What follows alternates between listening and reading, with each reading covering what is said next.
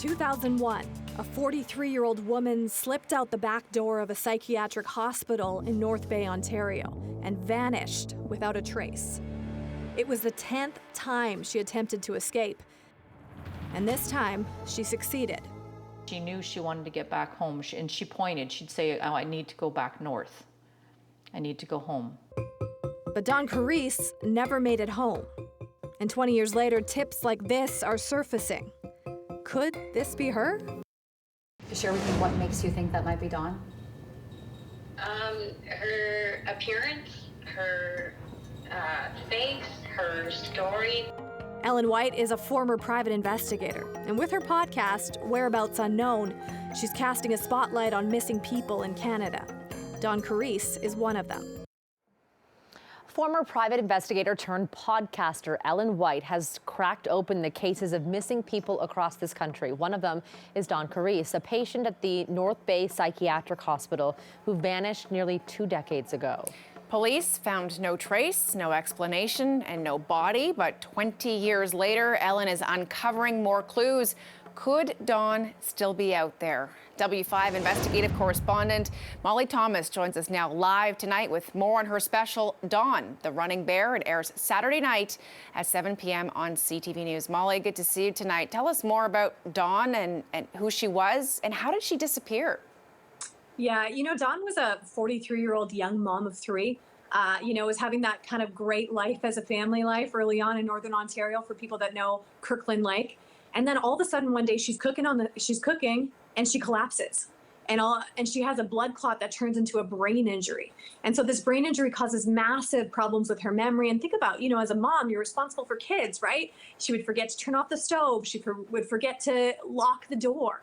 And so, her husband just couldn't handle it. He knew that he had to keep her safe, keep the kids safe.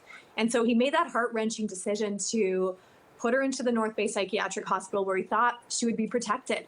But Dawn, she was a sharp woman. We talked to her former nurse there who was like, this woman had short-term memory problems, but she was super sharp. And she always wanted to get back to those beautiful kids of hers. She always said she would run.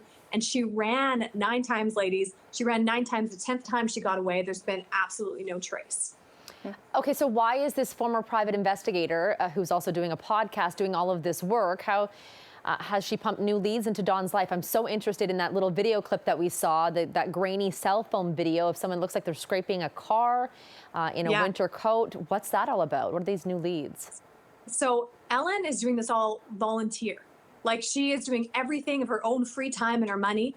And she said, you know what, I know when I started as a private investigator, people couldn't afford our services, but these are the families that need it the most. And so she's come around Dawn's family, but she's come around 16 families across the country that have missing persons and said, let me look at your file one more time.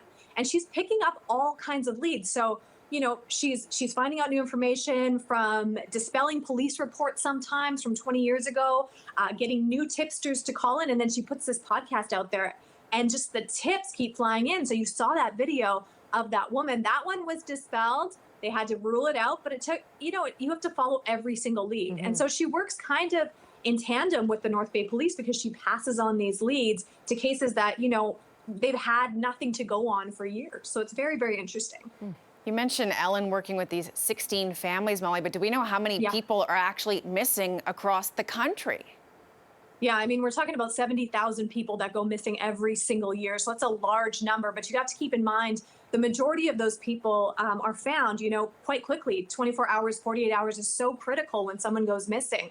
But then you think about these cases like Dawn's. 2 decades later, you have to wonder, is she still out there? The crazy thing, once Ellen put out her podcast, she got hundreds and hundreds of tips and potential spottings of Dawn. And so they popped up around the country, and there's been just so many questions like, is she out there? And of course, her family, they have hope. They don't want to hold on to too much hope. But at the same time, no body has ever been found. And so when you put those two together, you wonder, is there ever going to be closure? Is there going to ever be answers in this case? Now, one thing that we do get into, and I won't tell you all about it, but there's a DNA data bank here in the country that matches human remains with the DNA of loved ones of missing persons. So it's something new in the last few years. We're going to talk about it in the story. It gives another way for answers for some of these families. And Dawn wasn't the only individual to go missing from this particular hospital without a trace, right? Yeah, she was one of 6 over a 40-year time span. And it sounds like a lot of people. When you look at, there's limited research done, some great stuff out of the University of Western Ontario and their Missing Persons Research Hub. When you look at missing people from hospitals, that's actually not so high of a number, which is really sad when you think about it. But these are huge facilities. I mean, there was over 1,000 patients there, 600 employees, all kinds of, levels of cognitive abilities. And so, should Dawn have always been under 24/7 care? Absolutely. Yeah. But, some of these patients had different privileges. So some of them could go off for day privileges, come back. So it's a little bit different. But Dawn's story is unique because she was never supposed to be out there alone. She always was supposed to have someone around her. And we just don't know exactly what happened, but we dive into some of the theories. I guess this begs the question of, could Dawn still be out there? And what is her family doing? How do they keep that hope alive, Molly, that possibly one day they might still get that closure?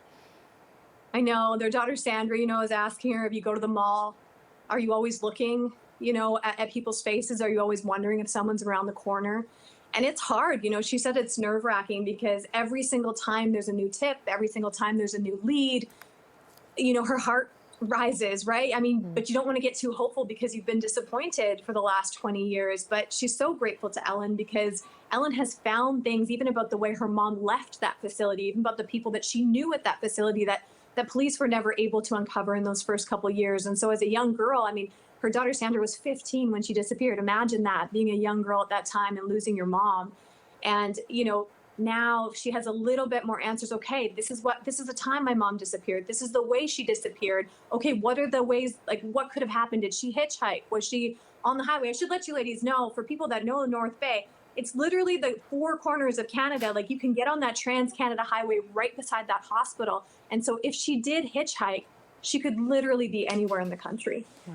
An interesting story. 20 years of memories missed with her family, 20 years of unanswered questions as well. W5's Molly Thomas, thanks for your work on this, and thanks for joining us here on CP24 Tonight.